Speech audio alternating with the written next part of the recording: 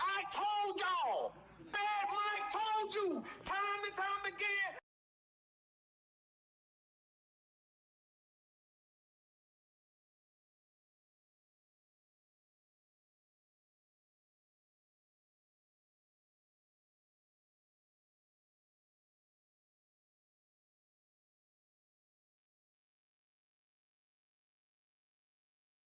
Yeah. Guess who's back? Back again. Guess who's back? Tell a friend. Guess who's back? Guess who's back? Guess who's back? Guess who's back? Guess who's back?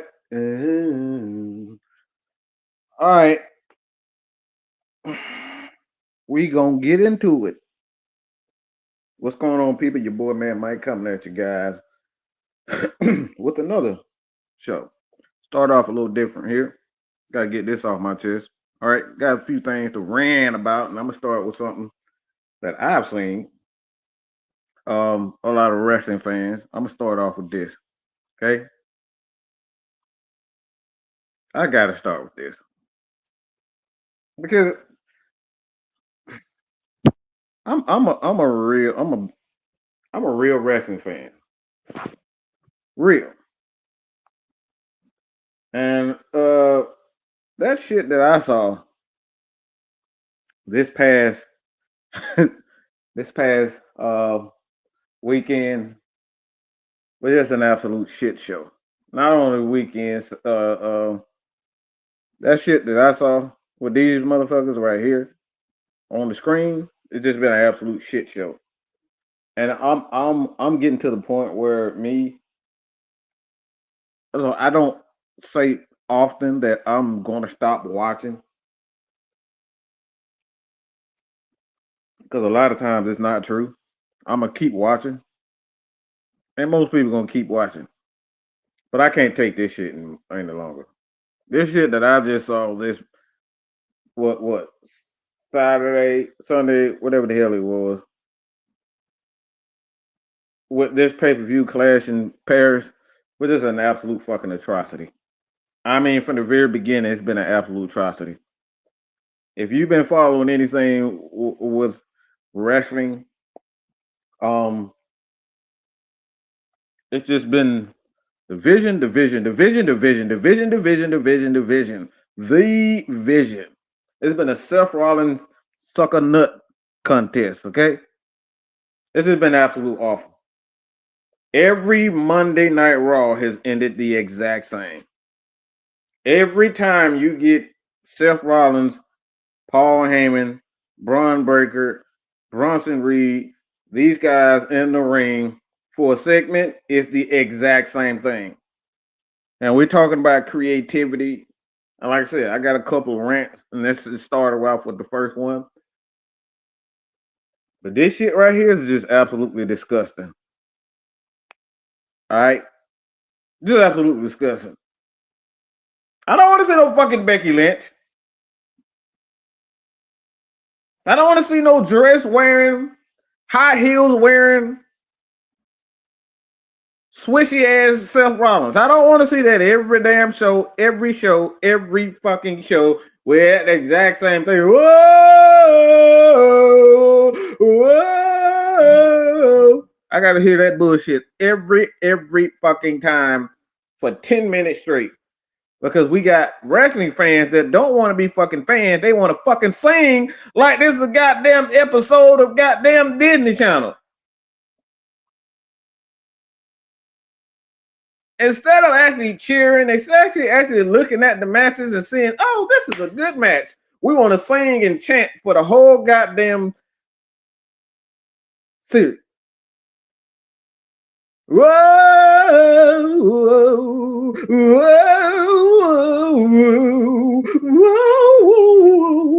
whoa, whoa. It's like looking at a bad fucking episode of High School Musical.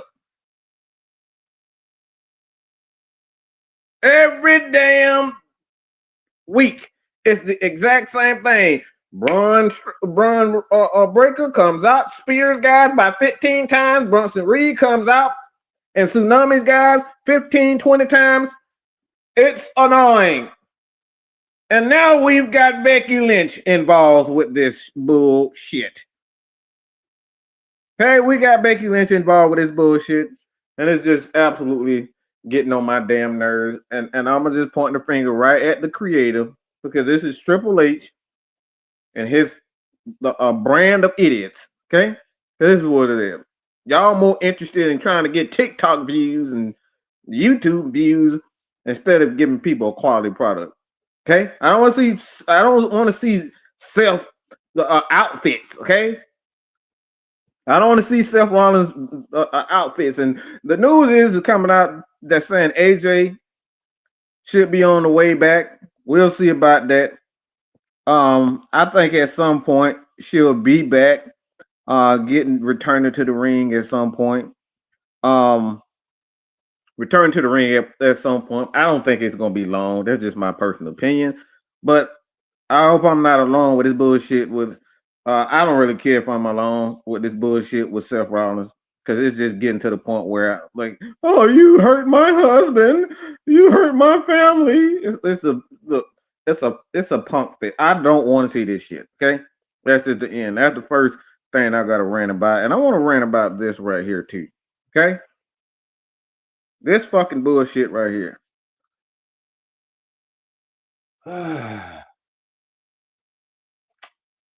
And by the way, hello, people.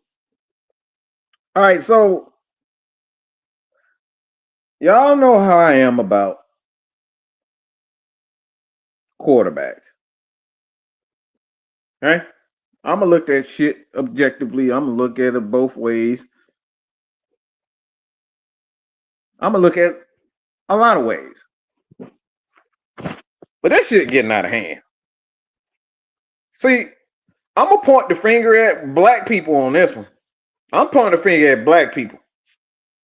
Because I got a fucking problem. Where is all, now that Angel Reese is playing well, where all the fucking criticism at? Why that black bitch, she thinks she's entitled. That black bitch. Why ain't nobody saying it now? I don't want to hear that bullshit about, oh, we don't care about the WA. You cared about it when she was doing bad. Oh, that black bitch thinks she's fine. Oh, that black bitch thinks she's the best in the world. Oh, that black bitch. Y'all led the fucking charge of destroying Angel Reese. Now that she's doing well, everybody quiet. There ain't no fucking negativity. Ain't no negative play. Ain't no bad play. Now that she's playing better, all you black motherfuckers ain't got shit to say. Y'all ain't got a goddamn thing to say. The sooner she put on the fucking outfit that's showing her ass, y'all got plenty to say. Whether it's good or bad. When she going at Caitlin Clark, guess what? Oh, it's very good. Everybody get to talking.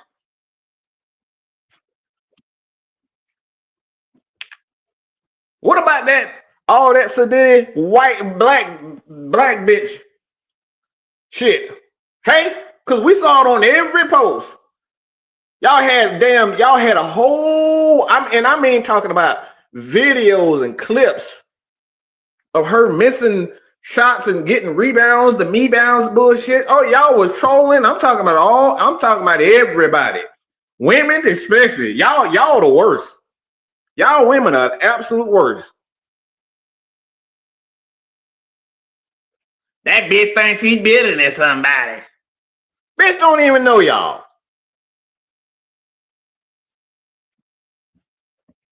I don't like how she thinks she fine. She be going to damn Paris and trying to be all in. Like y'all hating on this girl for being in a position to make herself and make her family right now. Make her family some money. Y'all hate them. And why am I saying all this? Because now there's another target.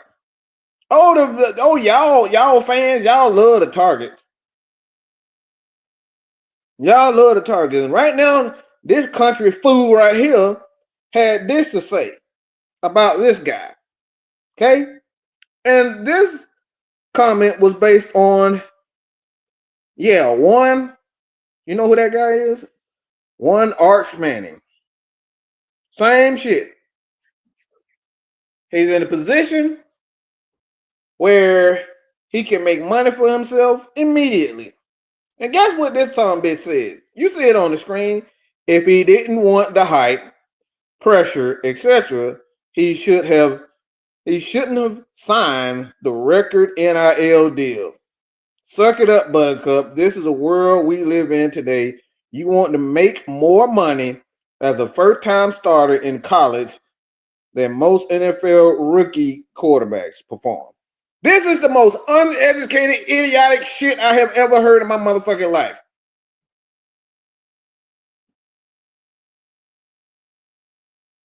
So because people got money and people have riches, that gives us the okay to put this undue pressure and continue to crack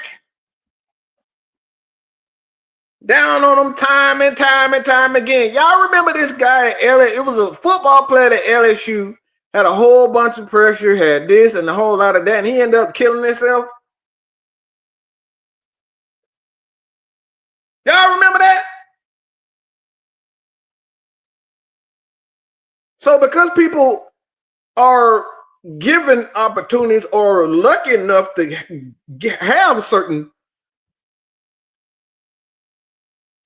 things, now it gives y'all the okay to completely put this guy on a pedestal as if he's God. I don't recall seeing Arch Manning saying one fucking time that he was the greatest thing since sliced bread. You dumb son bitches did. Because y'all saw a white boy that looked like Peyton Manning, Eli Manning, Cooper Manning, Archie Manning. Y'all saw a motherfucker that looked just like him and said he was supposed to be Jesus Christ reincarnated on the football field. Y'all said that. This guy never said this one time.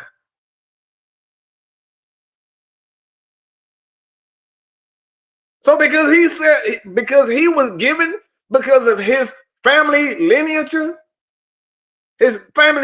like now it gives you guys free reign to pick and bully this man any and every chance you got. And a lot of this shit is the same people that was complaining about the Mrs. Mebounds and Caitlin Clark and all these people, but y'all want America to give you more opportunities. And when you look at people like this who's been given opportunities, y'all bully the shit out of them. Y'all bully the living fuck up out of them. This guy played the national fucking champions. Okay? This is literally the funniest shit I have ever seen in my life. This dude literally played the national champions, and they were one possession away from tying the game up and taking it to overtime. But are we focusing on that? No, because he didn't pass for 500 yards in the game. He didn't rush for 3 touchdowns. He didn't throw 8 touchdowns in the game. Y'all saying he trash.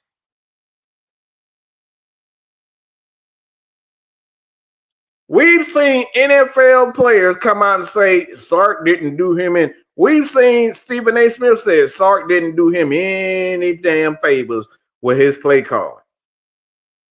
Nobody's giving Matt Patricia, a former NFL defensive coordinator with the world champions, New England Patriots. Oh, we forgot that part about it. That a guy has been in a position and he's faced some of the best quarterbacks in the history of the game.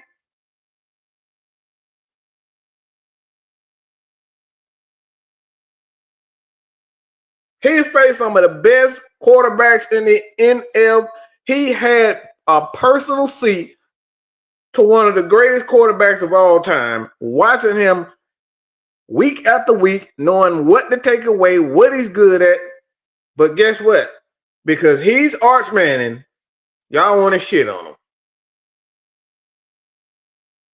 You want to shit on him because he got an NIL deal. Man, if you don't sit your goofy asses down, this is some hating ass shit right here. This has everything to do with you not being in his position. You're not highly favored. You're not the person or your team or the guy that you like isn't in the position to do what Arch Manning is doing. Because guess what? If that nigga Lamar Jackson, let me be politically correct. If that Negro Lamar Jackson was in that position, everybody be saying, man, don't do that. Don't keep the black man down. It ain't his fault he getting paid. Let that young boy get money. But all of a sudden, because it's Arch Manning, y'all want to start shooting shots at the man for getting paid.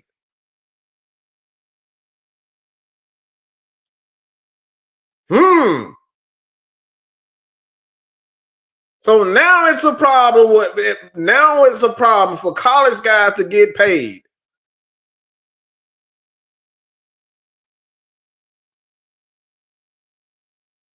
Now it's a problem for college people to get paid.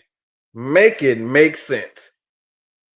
Give the guy a damn chance. He's played one game against the national fucking champions. A team that beat Michigan, another national champion.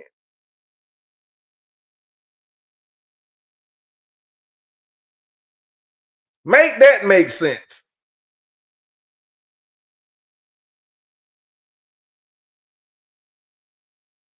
A lot of them don't work. They don't even watch football. They watch the highlights and say, yeah, man, everybody on social media said Archie sucks. So I think he sucks. You talking about a guy with inexperience.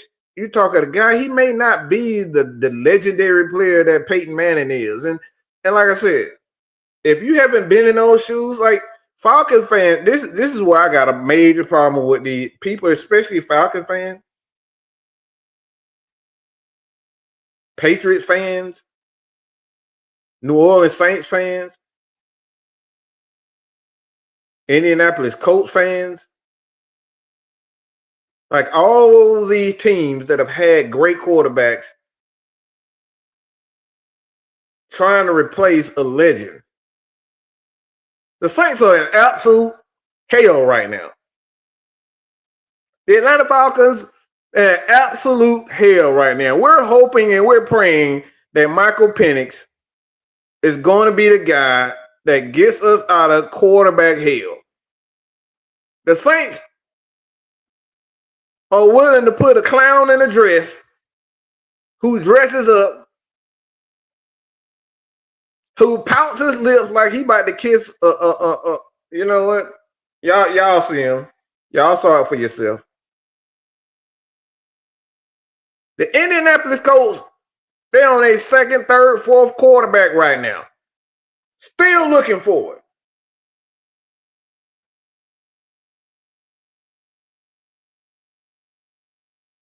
It is not easy to develop a quarterback, and it takes time.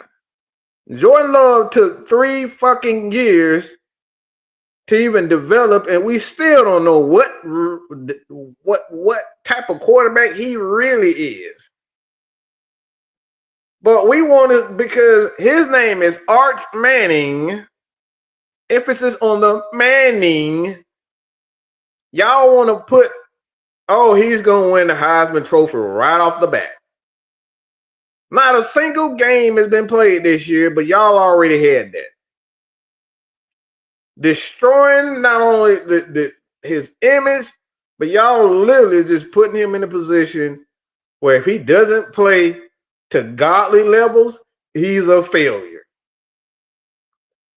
Now, does that come with the territory? Probably so, because his name is Manning. But again, we're going back to punishing people because their last name is Manning. Make it make sense, people. Make it make fucking sense. Okay? Make it make fucking sense. So we're going to get into the first key to victory for the Atlanta Falcons.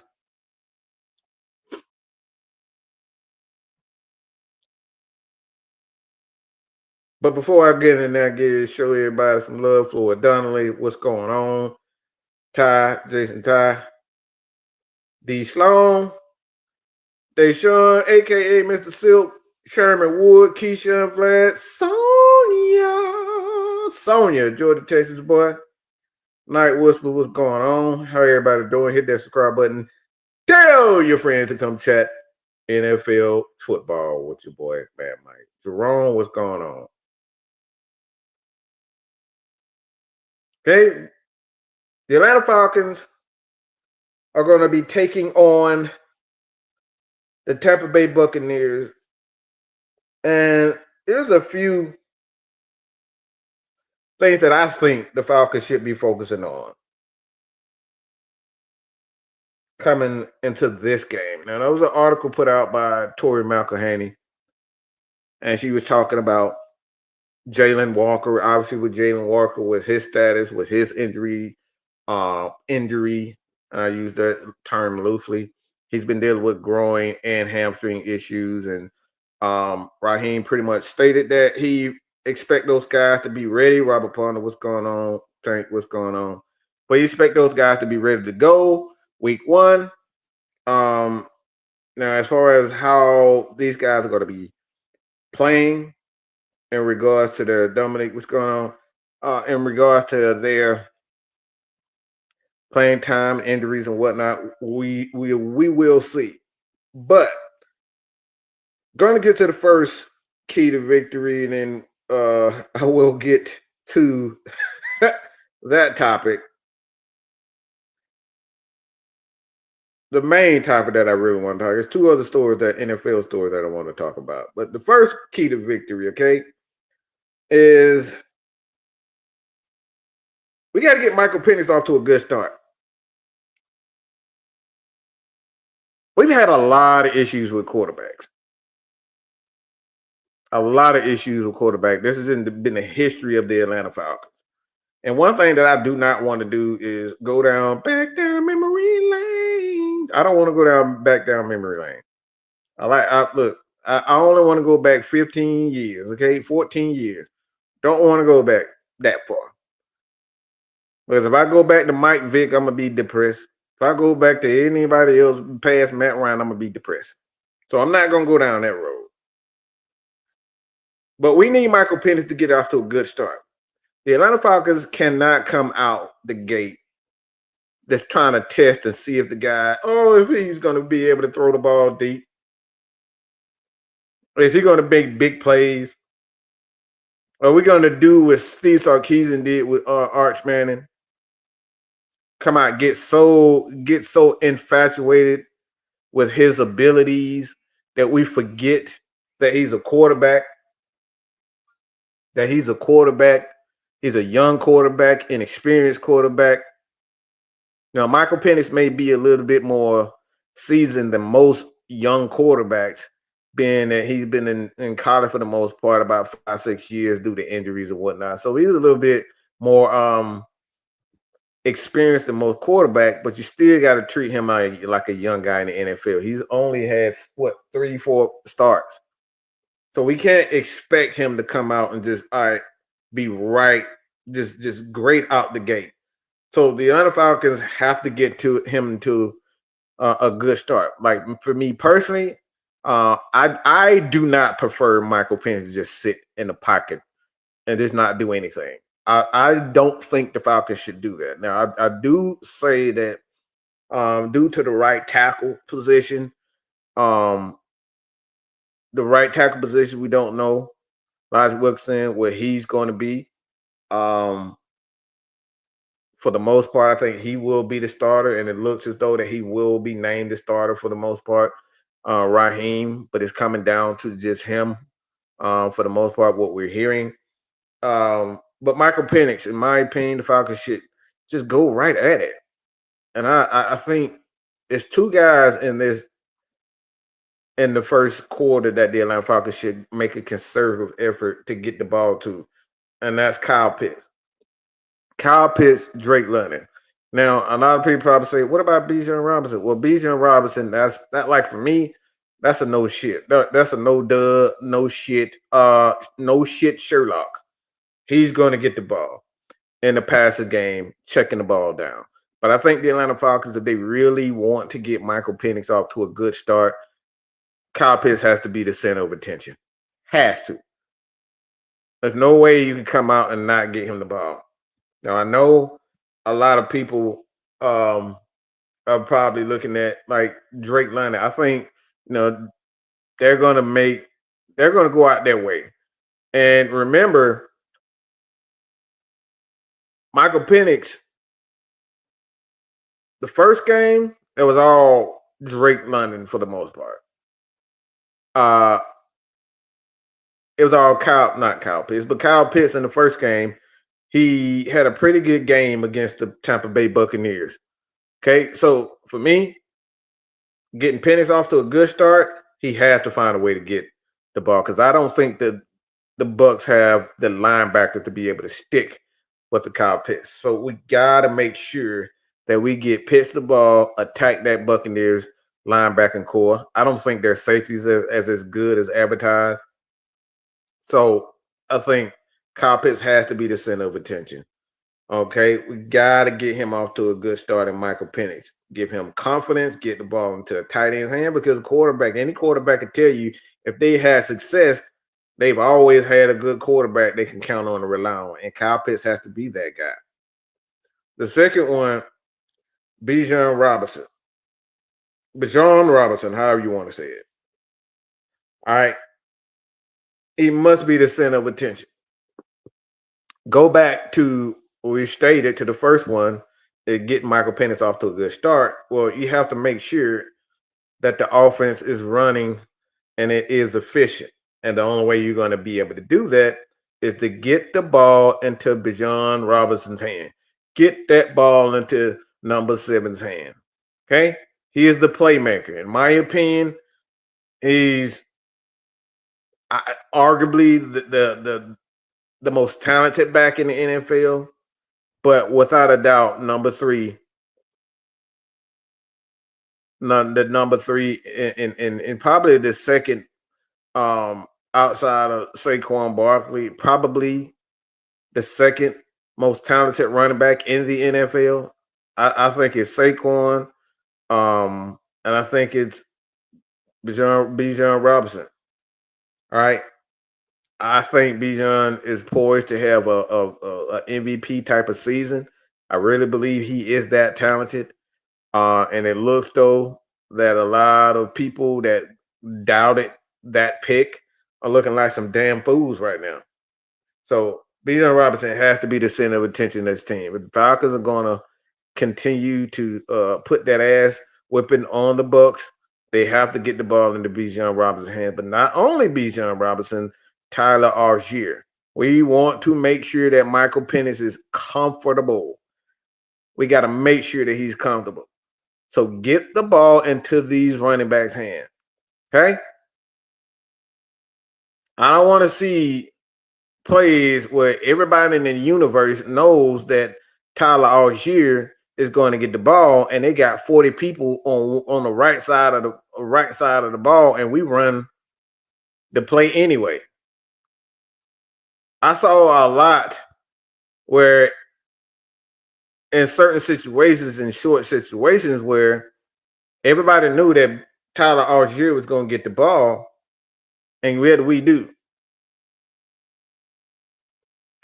We gave it to him, and they had to get stopped in a lot of situations. So, got to be a little bit more creative with Bijan and Tyler, but we got to make sure that those guys are the center of attention until we know that Michael Penix is ready to go and ready to throw. Third thing, the pass rush. Okay? Everybody, if raise your motherfucking hand, put some red and black emojis, throw your hands in the air. I don't give a fuck what you do. But who in them motherfuckers are tired, sick and tired of not having a pass rush in the first quarter? To hell with the third, to hell with the fourth. I'm talking about the first quarter, coming out the gate, getting after the damn quarterback. If you sick and tired of not having a damn pass rush, a consistent pass rush, and I don't give a damn about no one person, two people, I need the whole front to be getting after Baker Mayfield's ass. I am tired of questioning whether or not are we going to get pressure on the quarterback. We need to answer this question right fucking now. Okay? I am tired of it. We need to get after the quarterback. Period, point blank. I don't want to wait till week 3 or week 5 or week 10. No, we need to get after the quarterback right now. That means Leonard Floyd, Jalen Walker, Pierce, AK, Harrison, all these guys. Get it done. Nate Ollie, get it done. I need to see you on the sideline cussing them, smacking upside the head, or whatever the hell you got to do to get these guys amped. I don't need to see Mr. Raheem up there holding the clipboard and looking at the numbers on the scoreboard. It's not going to change. I need to see what our defensive coordinator and Jeff Ulbrich is going to change. Is he going to wait? Is he going to play off? Are we going to be aggressive? Are we going to get after it? Are we going to use Caden Ellis closer to the line? To the line? Are we going to keep him in coverage? Like, I need this. I need it answered now. The Falcon fans don't want to hear tomorrow, I love you, tomorrow. No, we don't want to hear about no tomorrow. We need to see it now. We need to see it today. We need to see it. Okay? We need to see it. I don't care about what you think gonna happen, and we're really tough guys, and I think we got the good guys, and it's gonna get the job done. I don't give a damn nothing about that talking. We need to see it. To hell with telling me a lollipop story. To hell with your Outcast hoodie. To hell with your Jordans. To hell with your glistening ankles, okay? To hell with Jeff Ulbrich and his philosophy. I don't care. Get it done. We need to get after the quarterback and put a whole a size 16 shoe and stick it up his candy ass.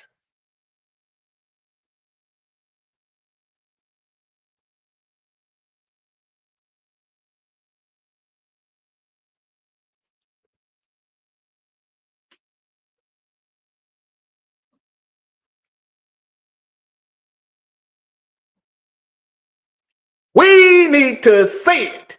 I am tired of looking at my stat line year after year after year and seeing 5, 4, 5, 4, 3, 2, 1. This ain't a goddamn Space Atlantis bullshit, okay?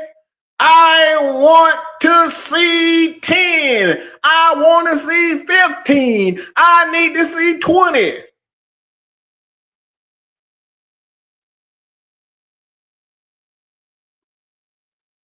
I need to do what them damn strippers be doing at Magic City. I need to see 1 after 1 after 1 after 1 and 10 throwing some hundreds at you. Fuck that.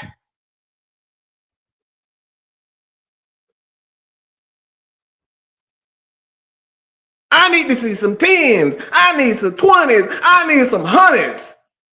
Fuck all of that. I'm tired of seeing Ed McKinnon hit his almost sack ass.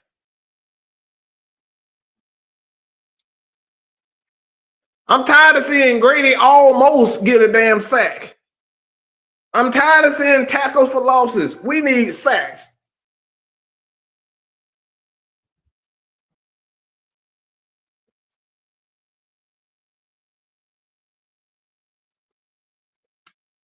And then you get on national TV and say, who the fuck next after one win? I need to see a winning streak of 3 consistently with this team. Let me say that again. I need to see a consistent winning streak. Consistent. Whether it's 3 or 4, I don't give a damn. But I need to see consistent winning streaks. I don't want to see consistent losing streaks. And then when you losing, I don't want to hear nothing about, man, Kirk Cousins got here. We're going to stick by him. We're going to be really tough, and we really believe in him. Fuck that. If that son of a bitch playing like ass, he needs to be benched. I don't give a damn who it is. It can be Bijan Robinson, Drake London. If they ain't playing, get the next motherfucker in there. Let's make chances. We can't keep on seeing the same bullshit every fucking day, every fucking game, every week. I'm sick of it. Matt Ryan got his ass kicked by his offensive line. And it took us, what, 3-4 years to finally get this motherfucker a decent offensive line. And then when he got the defensive offensive line, his career was damn near over.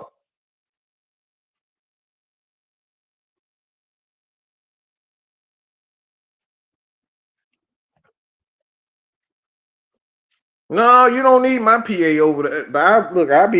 But I have baby's ear screen. Look, never mind.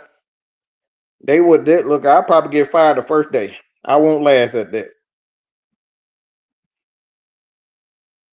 Nope.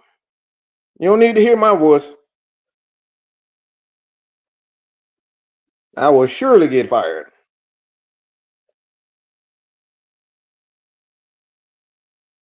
But we hear this time and time again where, oh, we finally get the players. We finally got the players. Let's get it done.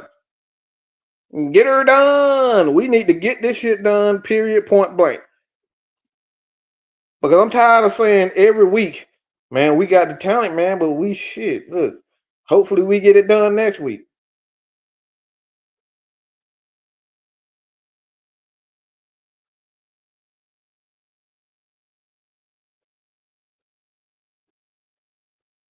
Like, no.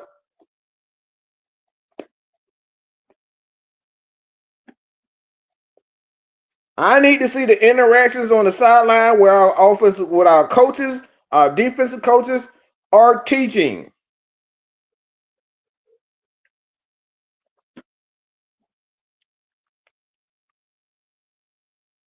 I need to see where our coaches are actually teaching these guys.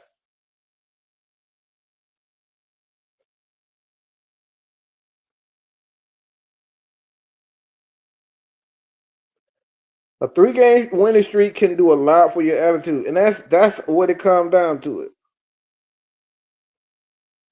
I'm not the only one. I'm not the only Falcons fans are sick and tired of hearing when we shall overcome. We shall overcome. We shall overcome one day. Oh, deep in my heart, I do believe we shall overcome someday. No, fuck that. I'm coming through the board, kicking the door down, blasting, busting heads. We need to do this shit now. Fuck that we shall overcome bullshit. We gonna get it one done. I need to see it now. I need to see my defensive coordinator smacking somebody upside the head for doing some dumb shit and sitting his ass down on the fucking bench.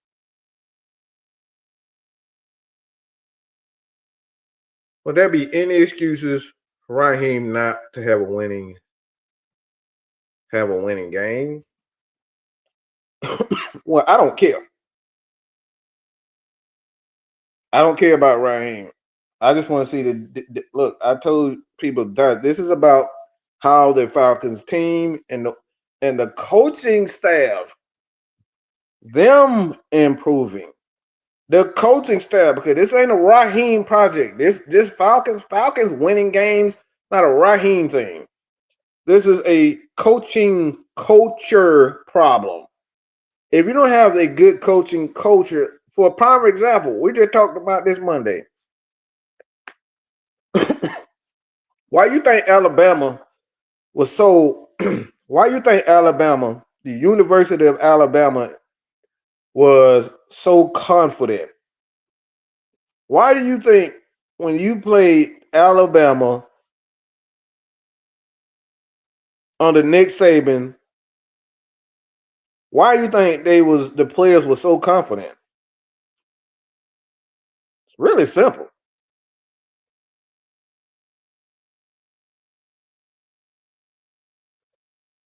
It's really simple.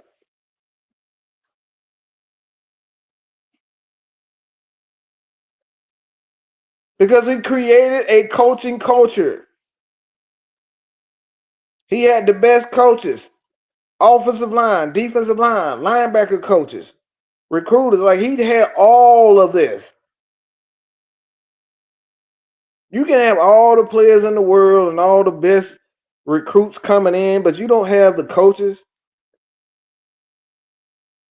Don't matter.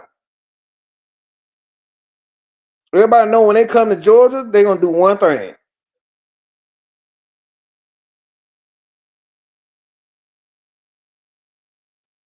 They're going to get smacked in the face by the offensive line and defensive line, and Kirby is going to be on his shit. We know Kirby Smart going to be on his shit. We know Nick Saban going to be on his shit. Hey, Nick Saban knew how to make the right move at the right time. So I don't care about Raheem. I'm looking at the entire coaching staff. The coaching staff, if the coaching staff are doing dumb things for their special teams, defense, offense, we need to see growth from everybody. This ain't a Raheem thing. Raheem is going to get the blame, but this is so much bigger than Raheem.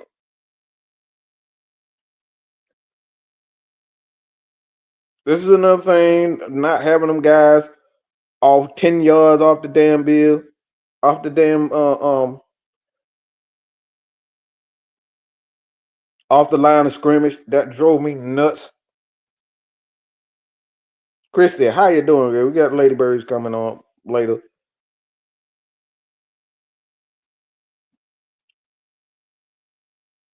We got Uwe. How the hell you say his name? I gotta keep you, Mike Hughes. Better not let some bugger go off. I mean, if you look, fuck him. Okay, fuck that motherfucker. Fuck him and his college reputation. This is the NFL. Okay, fuck him and his reputation. I don't give a fuck about no Uga Baga, whatever the fuck his name is. Right, we be up here worried about motherfuckers that ain't showed us nothing. The fuck we care about him? He got to show us that he can play in the NFL. He can stay healthy. I'm worried about Mike Evans. Why? Because Mike Evans has actually shown us fuck Uga Baga, okay? Umaga, Uba Booga Booga Fooga, whatever the fuck his name is. Fuck him. This is the NFL.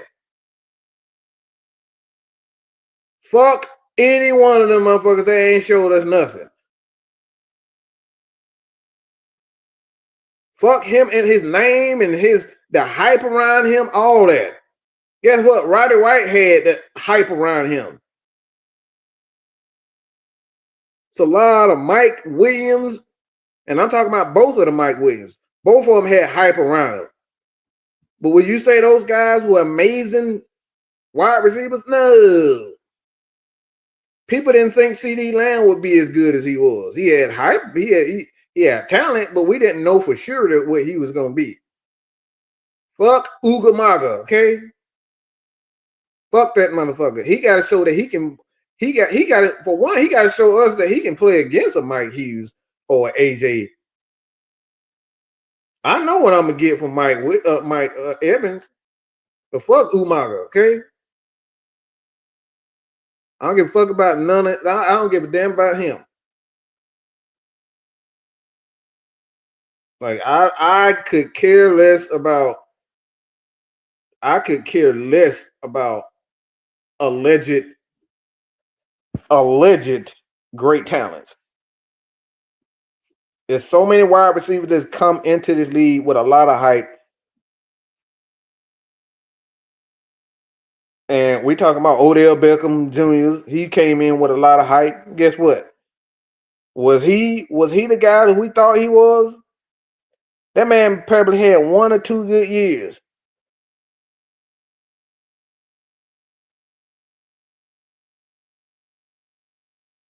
He had probably had 1 or 2 good years in Odell Beckham.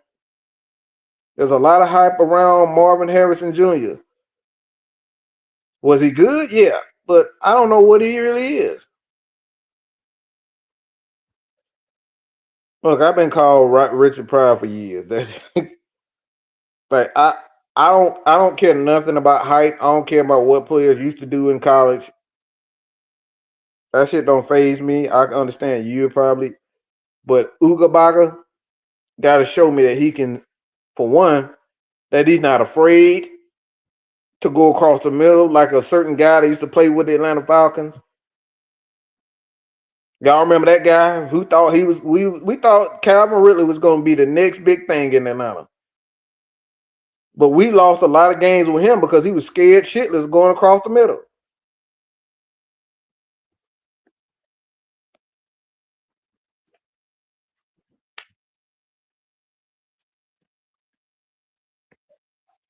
He was scared shitless to go across the middle. We don't know what these guys are.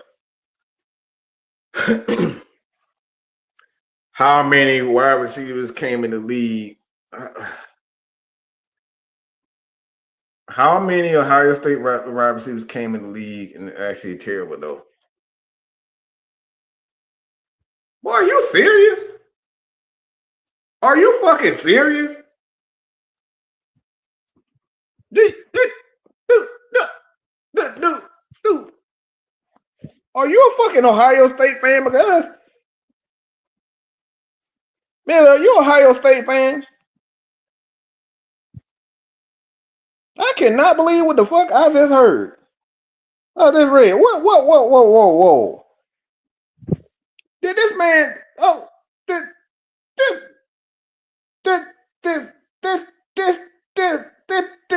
dude said how many Ohio State wide receivers that was actually terrible. Well, they weren't great. You up here talking about this dude like he's the next big thing. He's supposed to be the next Julio or something.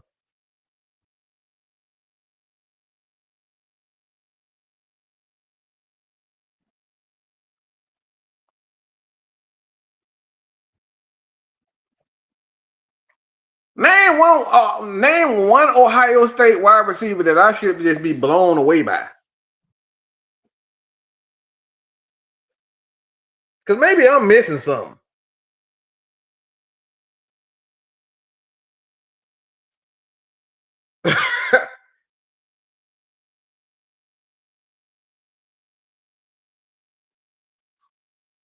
Maybe I'm missing something. Y'all educate me, okay? Maybe it's something that I don't know Mill. You gotta tell me.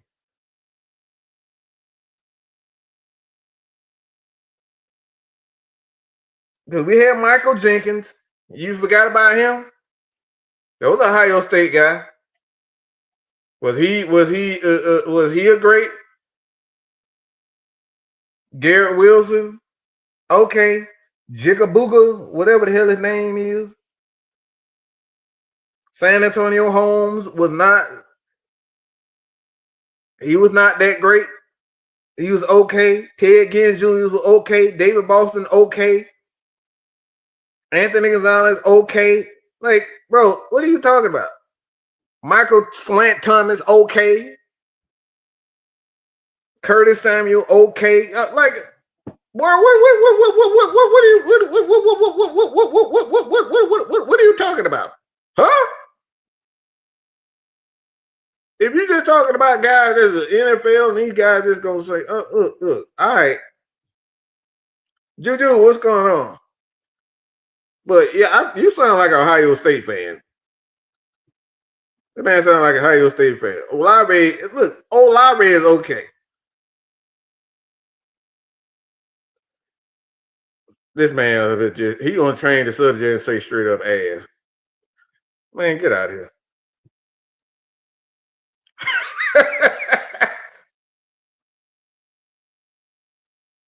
Like, I think any school can say, well, we haven't had wide receiver that was straight up ass. That's a generic ass. That right there is a generic ass statement in itself.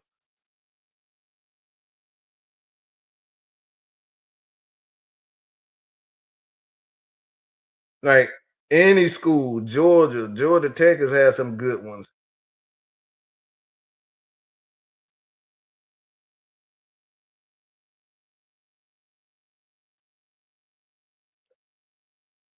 So I don't get it. Like Olave doesn't do really nothing for me. He's extremely okay. I mean, Georgia's had the same types of receivers. LSU has had the same type. Like Alabama has had legendary wide receivers. But if I'm gonna say anything, USC, LSU, Alabama has some good quarterbacks. Yeah, wide receivers, excuse me. But nah. Y'all can keep throwing them dang on questions up in there. Because I got another topic that I want to kind of get into real quick. Because I saw this and I just want to speak on this. Okay, so we got Dakota Prescott and Micah Parsons.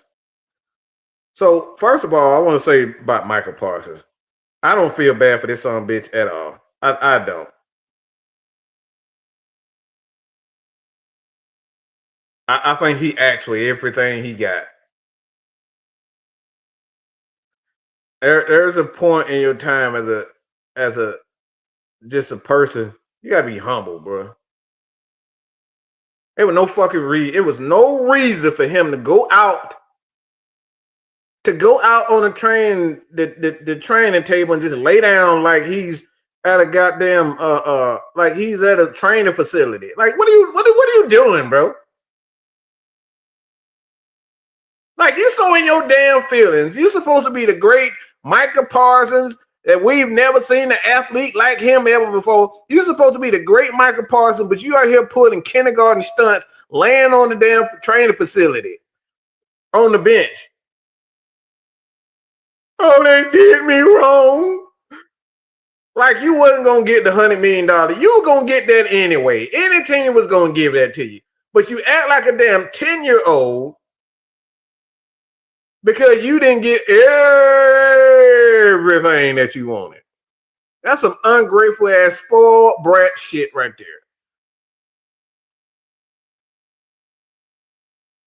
And then he comes out and state this baffled me hearing this bullshit.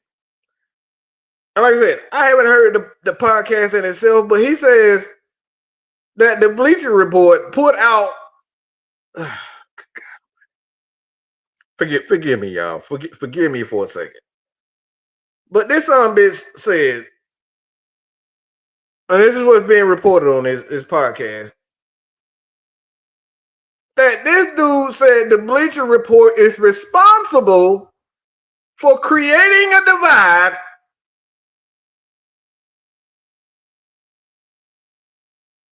in the Dallas Cowboys locker room. Are you kidding me? Are you kidding me? Are you kidding me?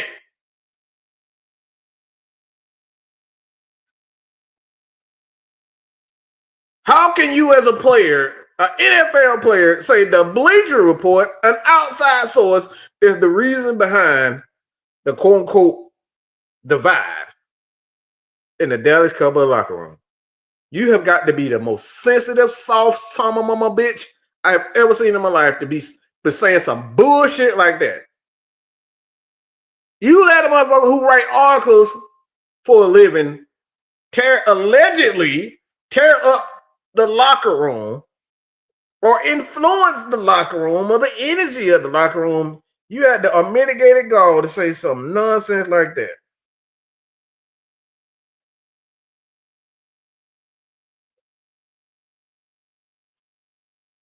Like I said, I hope I'm wrong, but you got to be the softest son of a bitch ever.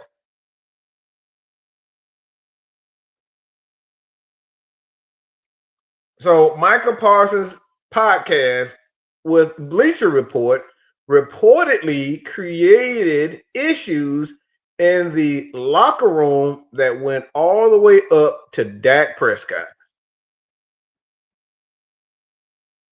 So interview you saying because you did an interview with the Bleacher Report that created a divide in the locker room. There's a such thing as this. Shut the hell up. Okay? Like the OG Sam, I like to say, connect the top lip to the bottom lip and shut up. They didn't create any divide. If you don't talk, you don't say anything, you don't get in trouble. You can't create a divide if you running your fucking if you got your mouth shut. How can the Bleacher Report do any of that? All you had to do is be political. Look, I love my teammate. We're going to get it done. We got some issues right now, but we're going to get it done. Leave it at that. But you had to keep damn talking. And now you want to blame it on your interview with Bleacher Report is one of the reasons that created the divide. Man, get out of here. No, we still haven't heard much on Darnell Mooney he returned to practice, but we don't know. Seems like the Packers might have regrets and traded him. Seems like he's dealing with a lower back injury, and that's another thing. Look, I told y'all we seeing all the things. We seeing all of the things. Why Jerry Jones made the decision that he made? It's more to it than what we was told. Because if it end up that the Dallas Cowboys knew that Michael Parsons was dealing with some sort of degenerative back injury, oh boy, there's gonna be you talking about it's gonna be hell to pay, boy. The Packers and Cowboys rivalry really gonna get ugly. Y'all sold us a bad player, yeah. So if he really having a issue, and this is really one of the major concerns of why Jerry decided to get rid of him, yeah, it's gonna be interesting. But like I said, I'm not like I said, I'm not concerned about it.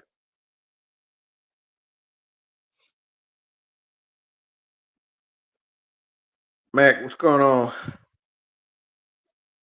So you got Dak Prescott that pretty much said that he didn't say that they're going to be better without Micah Parsons, but he feels like the team in itself is going to be closer.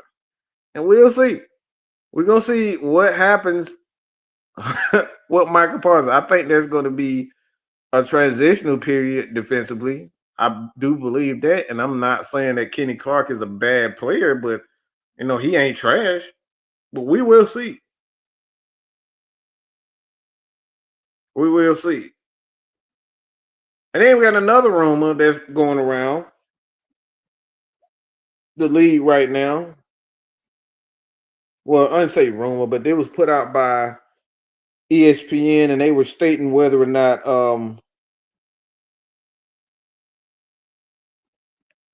that the Atlanta Falcons should take a chance on trading for Tyreek Hill. And I'm thinking to myself, like, why in the bloody hell would we want this? You know how many women that are in Atlanta that don't have men? That dude would have 15 babies by the end of the summer if he came to Atlanta. No, keep that son bitch away from here, okay? He can't control himself in Miami. But it coming in Atlanta. This motherfucker will have baby mama number 12, 10, 20, whatever the fuck it is. But no, we good. So we're here. Like, we don't even know what the chemistry with our receivers are gonna be like. Like, look, Casey Washington might be the guy. Nick Nash may be a future big receiver for the quality receiver for the Falcons. I mean, we may see a resurgence in Kyle Pitts and him returning to form. We got Darnell Mooney. Like, we have enough.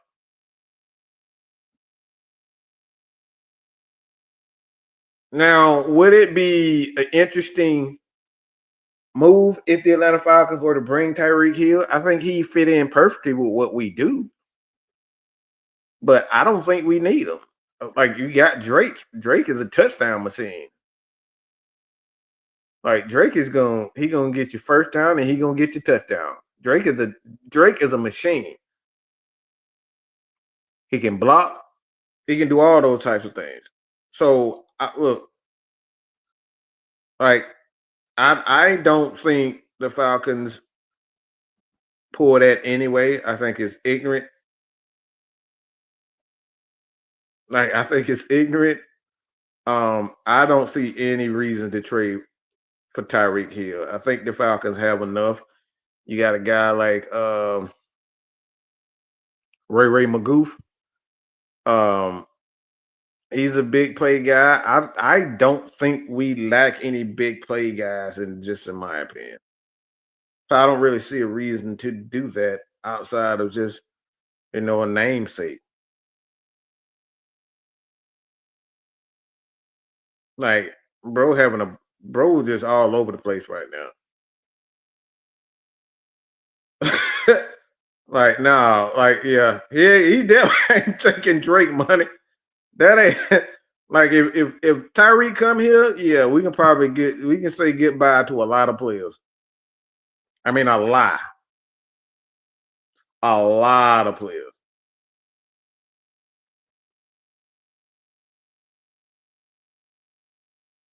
Nah, I don't. That ain't even a dream. That's a nightmare for me to have Tyreek Hill on the team. He's just too much of a troublemaker for me. That dude just ain't never like Tyreek Hill is never, and I mean never, happy and settled, and it's like he's just never doing the right thing, in my opinion. He's just all over the place. And to be honest, I think he should have never left Kansas City, but it is what it is. He wanted to get paid. He wanted superstar, megastar money, and he got it, but it hasn't worked out for him.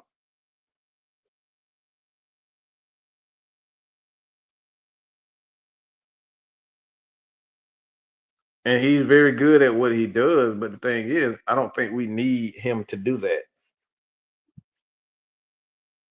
See, Miami needed that. We don't.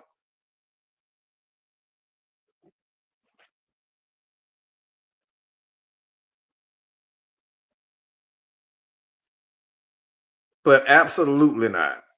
Like, I don't think that's a smart trade for the Falcons long term. Um, I did see something. about Michael Parsons' contract that I thought was interesting also. Most of the guys for Dallas Cowboys got 4-year deals.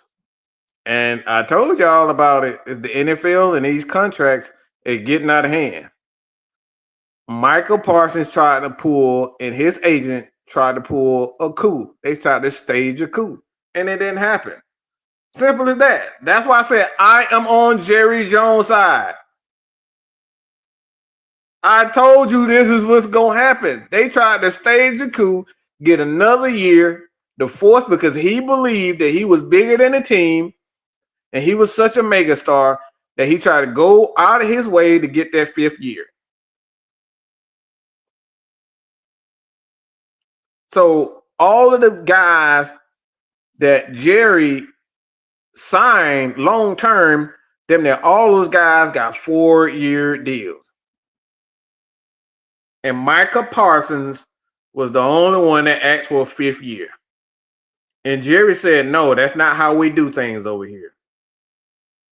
And I wholeheartedly agree with Jerry Jones on this fact. I don't care what you are. You are not above the team. If we're going to give you 40 million, 47, 60 million, we're going to do it in this way. We're going to give you a 4-year deal, the exact same thing.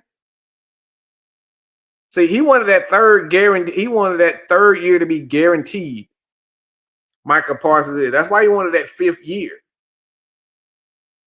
A lot of times when you get that guaranteed money, the first 2 years are the one that's guaranteed. Sometimes you get that 3rd year depending on the quality of the player. But Michael Parsons wanted that 3rd year. And for the organization, that's not good, because if you're going to be paying $40, $50 million and this dude ended up getting hurt, guess what? The organization is stuck with that contract. They can't get out of it.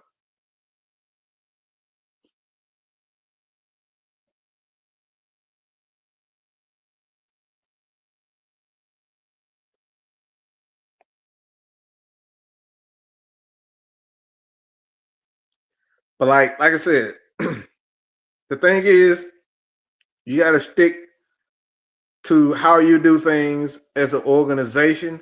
I think the Atlanta Falcons are one of them teams that's headed down that way.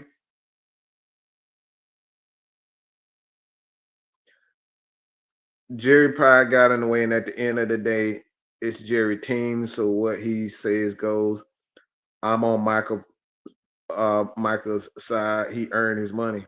I mean, that is true, but I still don't have to do it. I don't. The thing is, players feel as though because you earn money that I have to abide by the rules that you set. That's the problem. Just because you earn a paycheck don't mean I have to give you the contract that you want the way that you want it.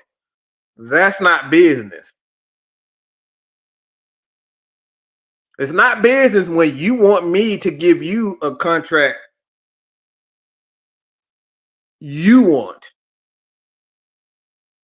Because guess what? Because they got other players on the team.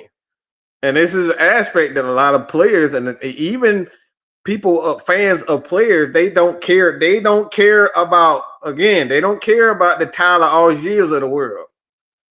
Why? Because Drake about to get his money. Because Bijan about to get his money. Chris Lindstrom got his money. They don't care about Tyler Algier once they get their money. Everybody done. Jerry Jones, the one that cares about it. The head coach cares about it. The defensive coordinator cares about it. The offensive coordinator cares about the second running back or the number 2 cornerback or the safety. They care about that because guess what? When their player goes down, guess what they got to deal with? Trash. What happens if Michael Parsons go down? How are the Dallas Cowboys going to make another move? because they've given him $50 million. They gave him $50 million. Michael Parsons, they give him $50 million. But guess what? If he gets hurt, what they got next? What do they got? Nothing.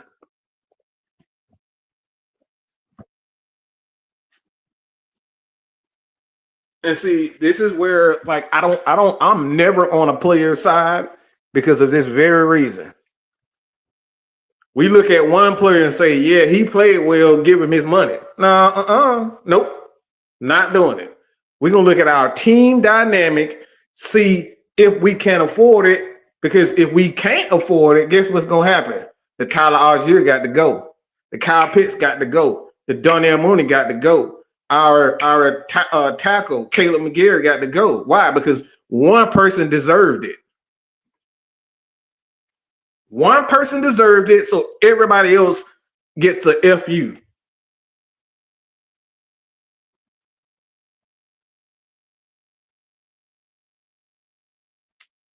So I'm never just saying, yeah, man, I'm all for the players. Nope. Because if you all for the players, we got to be all for everybody, not just the great players. We got to be for everybody. We gotta make sure that everybody be able to get what they can get. Because a lot of people don't be focused on the third best pass rusher on the team, because we looking at the first two starters.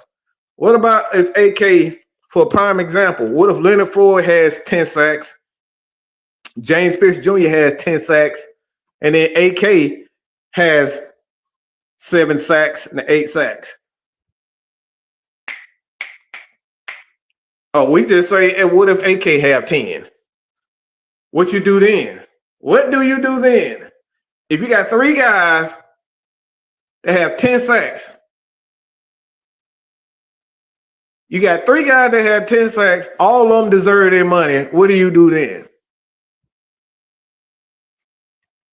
As an organization, you got to look at what's best for you.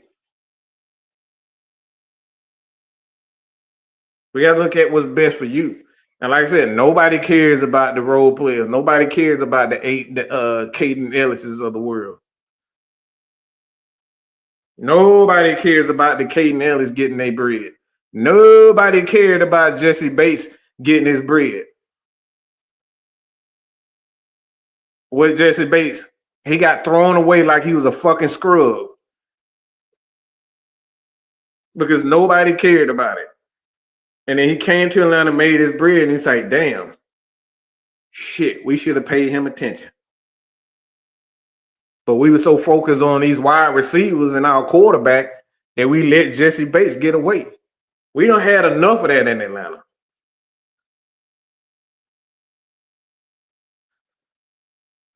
You think Brandon Douglas will break out? I think he'll be good. The thing is, I see him playing. He reminds me of Rashid Hayman in his role that he played with the Atlanta Falcons during their 16 tenure. He's gonna be physical. He's gonna be the guy that come in and stop the run and be physical, get out to the quarterback. Like, I think he brings that physicality to the defensive line that we need.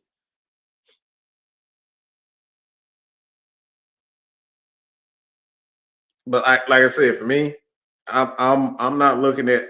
I'll say this: I'm for all players, but I'm not for this superstar player, because a lot of these superstar players are only looking out for themselves, which is fine. But there are consequences to it as far as the organization is concerned, and the organization always get.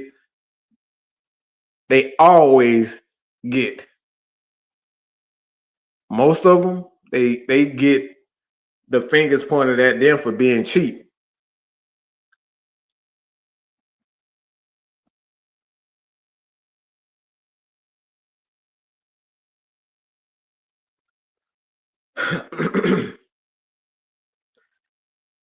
Played mainly by Michael Penix, getting the ball out quick. about his blind side. I mean, it comes down to running the ball. You got to have a nice balance. If you have a nice balance offensively, get the ball out, run the ball well, be efficient, play nice special teams where you have good field position. A lot of times it won't matter if Michael Penix just comes out.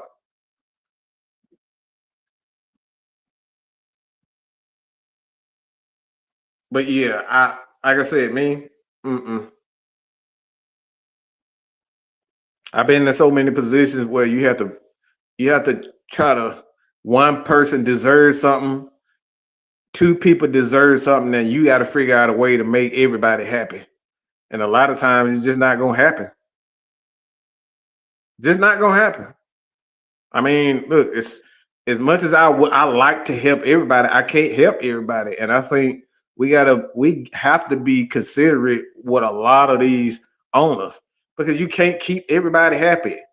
You can't keep everybody. You can't keep everybody on the team. I would love to see Grady Jarrett. I would love to see Julio and all these guys on the team and stay on the team. But realistically, this is an offensive league. I hate to say it, but it's an offensive league. Defensive guys are getting traded and being gone more so than wide receivers and offensive and quarterbacks and running. All these guys, like the defensive guys, are being, because it's the way the league is designed.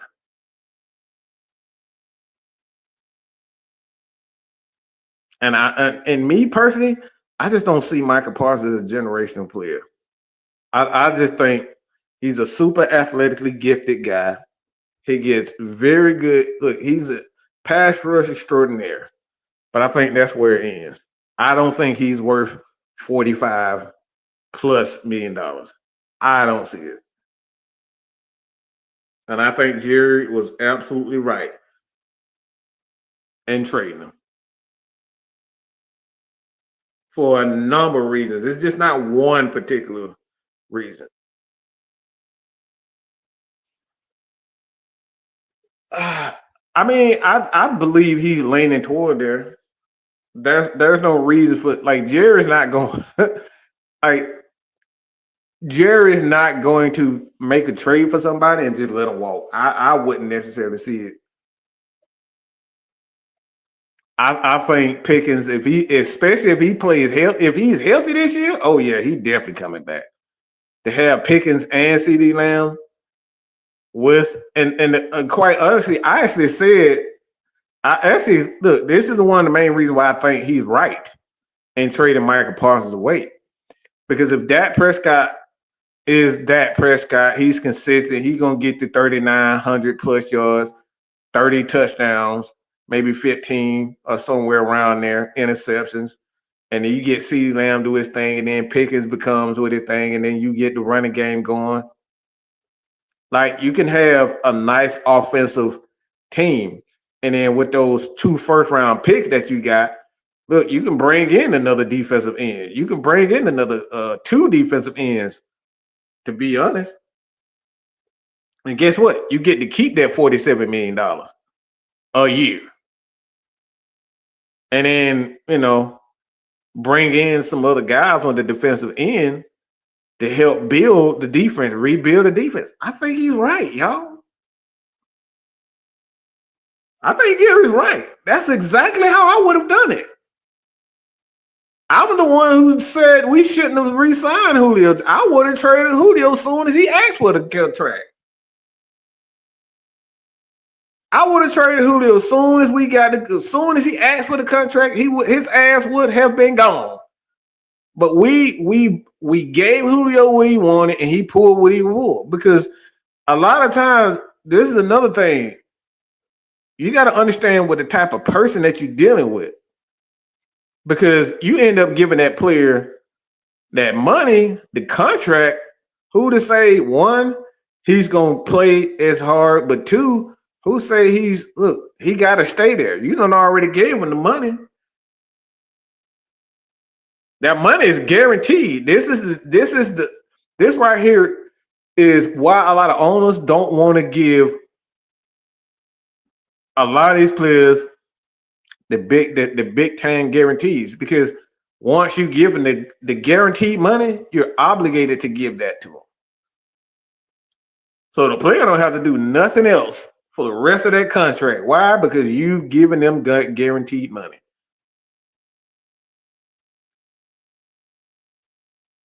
So it's a number of things that played into this Micah Parsons deal. It wasn't just one particular thing.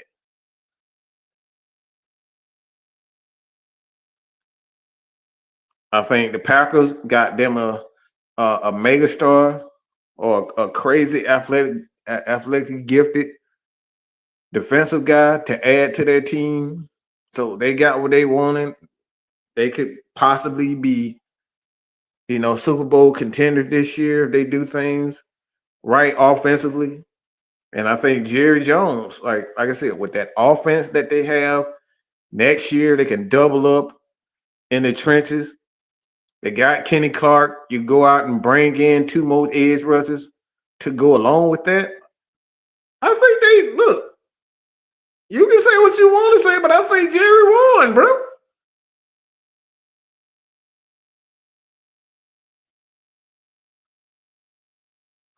I mean, I don't know. Because looking at a lot of quarterbacks in the NFL right now, Dak is so much better than a lot of quarterbacks. So I don't know about that.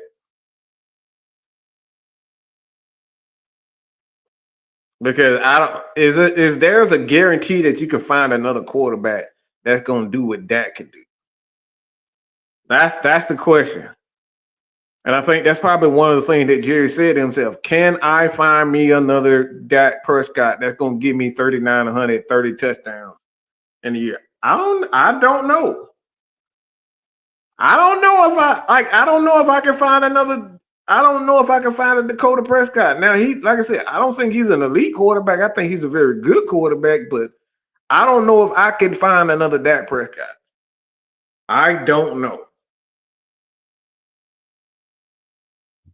And I think he said to himself, can I get another Micah Parsons that can give me 10 sacks? Probably not. But it'd be easier to find another Micah Parsons than it is to find another.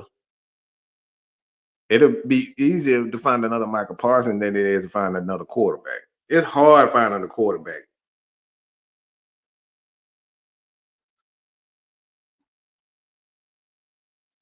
Because that's the thing I'm saying to myself. You look, it's hard to find a quarterback. Like the San Francisco 49ers had like 3 quarterbacks. They played some good defense. They had some good teams, but they still looking for quarterback. And we still not sure if Brock Purdy is that guy.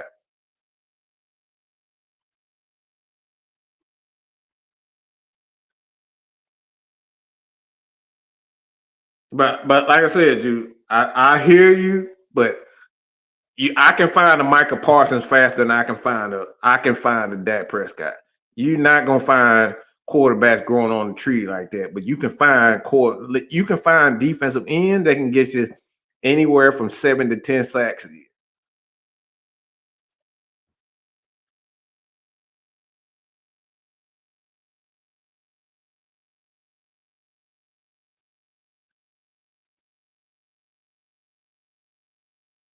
But I think at the end of the day, what really happened, you got 2 guys that wanted to be the face of the franchise. This is what I think what happened.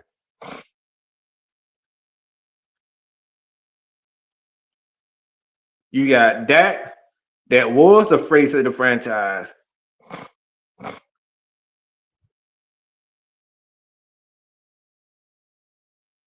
You got Dak that was the face of the franchise. He is that guy. And you got a guy like Micah Parsons. He's the popular guy. And one had to go. And Micah decided to pull a move that he pulled. It didn't work out. But like I said, in the NFL, I think I'll say this, Jude. I would say this. If this was early 2000s, I would probably go with Michael Parsons over Dak Prescott because of the rules. But being that we play in pretty much an offensive league with the NFL, like me personally, I'm going with the quarterback every single time. Especially if he's one of the better quarterbacks in the NFL. And the topic with this, Pickens and CeeDee Lamb, like they got a few running backs that I think could give them. The offensive line is okay.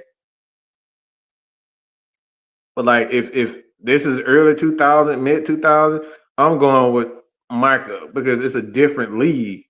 But like right now, we're playing an offensively driven league. Like even the kickoff, like if you don't return it, I mean, you return it, you start at the 30-yard line or some shit like that. Like everything is focused on the offenses scoring touchdowns, putting up yards. So it favors the offenses. So, like I said, I love Michael Parsons, but the way this league is designed, nah, I'm going with the quarterback.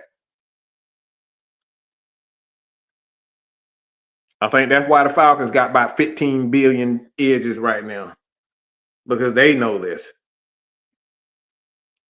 But we did see this. I mean, I don't know why y'all surprised. The Saints are really mad at the Atlanta Falcons for hiring Terry Fontenot. So that's why they hired Thomas Dimitroff as a consultant. He's just a consultant. He's not a general manager. He's just a consultant. So they hired him as a consultant. They pissed off. Saints are still pissed off that the Falcons took Terry Fontenot away from them. So I'm not even surprised that happened. I could care less because Thomas Dimitroff don't know nothing about no damn defensive line, offensive line. They brought him in so he could be a part of those guys to be a part of the bringing in wide receivers, running backs, and skill players. That's what Thomas Dimitroff is. I think the Saints have guys on that team, on that in the front office, that good at recognizing trench players, but I think their skill players is where they struggle at. So I think that's why they hired.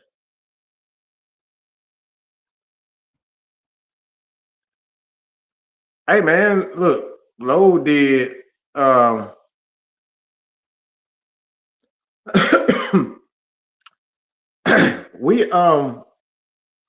Lowe's kind of like family.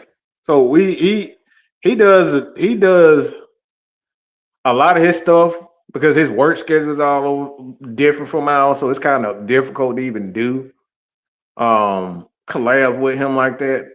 But Lowe is family, man.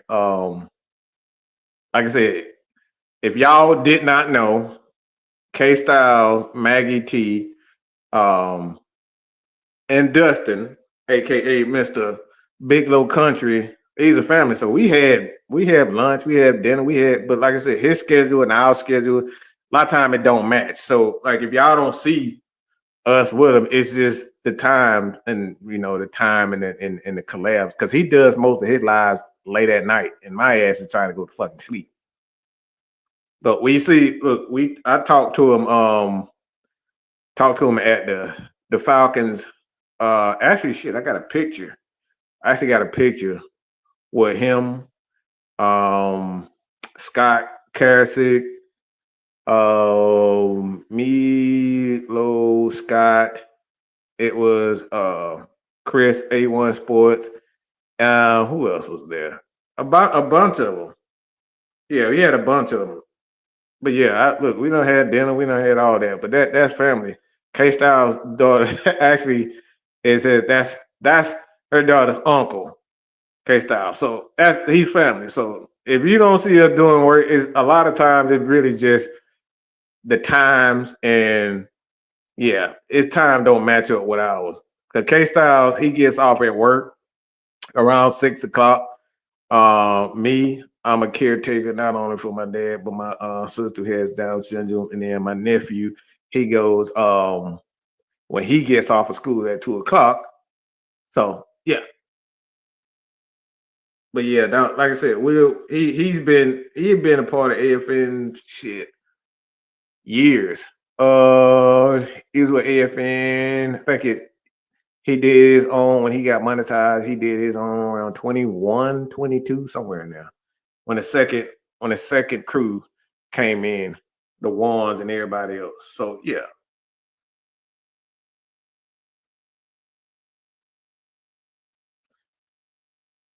You think we should keep a safety over Mike Evans? Man, no. Hell no. He ain't that fast, man. He do a lot of pushing off. Mike Evans, he gets off, he get away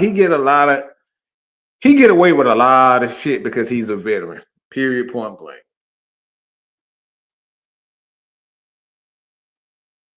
He get away he's a veteran. A lot of veteran wide receivers get away with a lot of stuff. So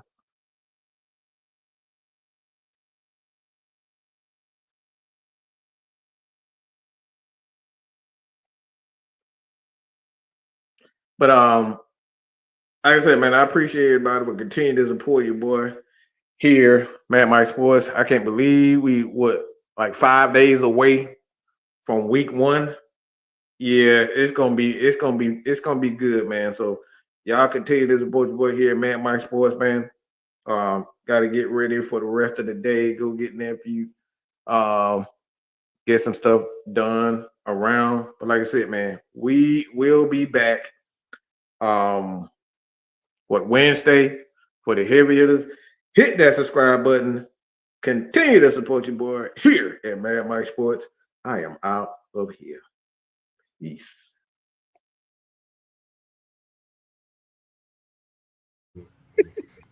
Put your eyes back in your head. Pry their eyes open and force them to see the truth. We will skin the sheep and sacrifice the weak. The unholy alliance has arrived.